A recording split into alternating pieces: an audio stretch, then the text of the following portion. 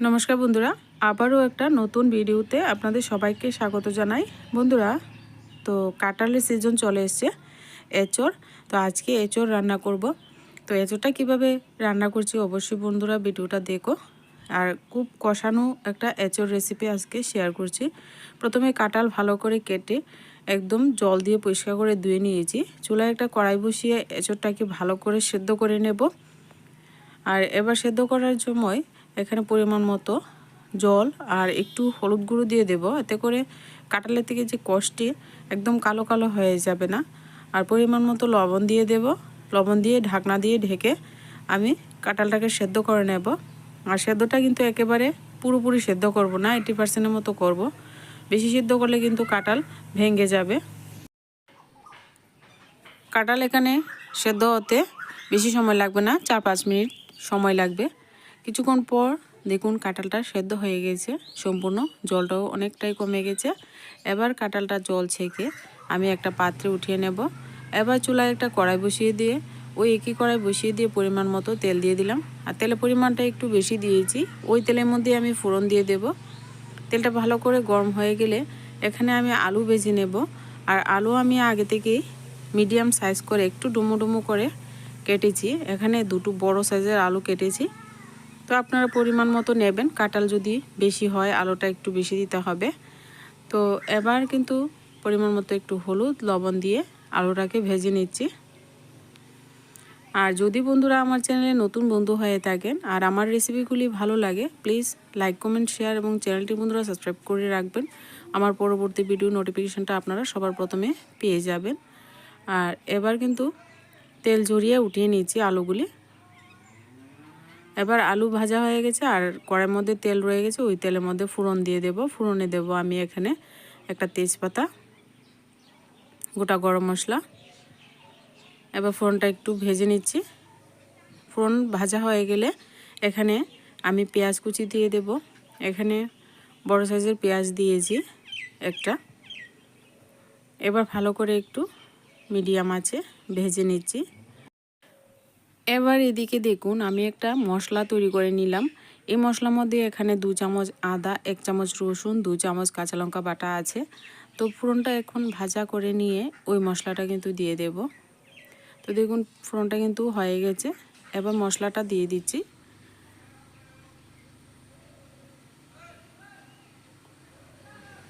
মশলাটা দিয়ে একটু নাড়াচাড়া করে দিয়ে নেব। একই সঙ্গে কিন্তু আমি ওই বাকি মশলাগুলি দিয়ে দেব।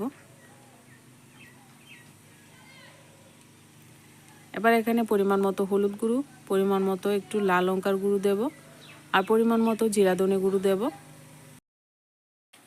আর এখানে একটা ছোটো সাইজের মাঝারি টমেটো কুচি দিয়ে দিলাম। টমেটোটা আপনারা পেস্ট করেও দিতে পারবেন। এবার মশলাটাকে ভালো করে কষিয়ে নেব। আর মশলা কষানোর জন্য এখানে আমি অল্প একটু জলও ব্যবহার করব। তো বন্ধুরা মশলাটা ভালো করে এবার কষিয়ে নিচ্ছি।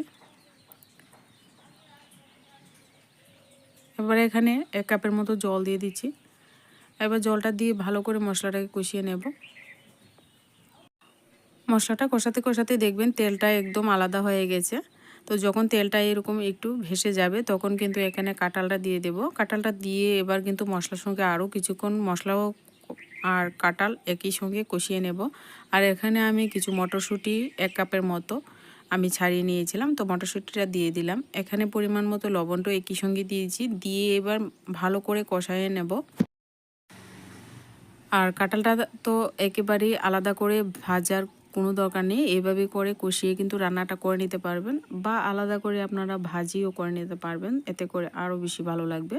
তো এবার কিন্তু মশলার সঙ্গে একটু মিডিয়াম রেখে চুলার আঁচটা, তো আপনারা দেখতেই পাচ্ছেন চুলার আঁচটা কিন্তু একদম নেই। তো এই মিডিয়াম রেখে কিন্তু এভাবে কিছুক্ষণ ঢাকনা চাপা দিয়ে দিয়ে কষিয়ে নেব। তো এইভাবে কষিয়ে নিলে মানে কাঁঠালটা এত দুর্দান্ত হয় খেতে, আপনার রুটি পরোটা ভাত সব কিছুর সঙ্গে কিন্তু পরিবেশন করতে পারবেন। এবার কিছুক্ষণ পর ঢাকনাটা উঠিয়ে আবারও নাড়াচাড়া করে দেব। এভাবে একবার কষিয়ে রান্নাটা করে দেখুন, আপনি কাঁঠালের তরকারি রান্না করছেন না মাংস রান্না করেছেন আপনারা বুঝতেই পারবেন না। তো ভালো করে আবারও নাড়াচাড়া করে দিয়ে আবারও ঢাকনা চাপা দিয়ে ঢেকে তারপর আরও কিছুক্ষণ সময় নিয়ে কষিয়ে নিব। এবার আমি আলুটা দিয়ে দিচ্ছি। আলুটা দিয়ে আবারও কাঁঠালের সঙ্গে ভালো করে কষিয়ে নিচ্ছি। এবার একটু নাড়াচাড়া করে দিয়ে ঢাকনা চাপা দিয়ে আবারও একটু ঢেকে দেব। আবারও ঢাকনা উঠিয়ে ভালো করে নাড়াচাড়া করে দিয়ে তারপরে এখানে পরিমাণ মতো আমি জল এড করে দেব। এবার আমি এখানে পরিমাণ মতো জল দিয়ে দেব। আর জলের পরিমাণটা এমনভাবে দেবেন যাতে শুকনো শুকনো হয়ে একদম কষানো কষানো হয়ে থাকে। তো আর একটু জল আমি এখানে দিয়ে দেব। আর লবণ আমি আগে থেকে দিয়ে দিয়েছিলাম, তা আপনারা লবণটা ঠিকঠাক চেক করে নেবেন। পরিমাণ মতো জলটা দিয়ে এবার ঢাকনা চাপা দিয়ে ঢেকে ঝোলটাকে 5-6 মিনিট ভালো করে ফুটিয়ে নেব। এবার আমি ঝোলটাকে 5 মিনিটের মতো ভালো করে ফুটিয়ে নিয়েছি। আর কাঁঠাল আলু ভালো করে সেদ্ধ হয়েছে কিনা দেখে নেবেন।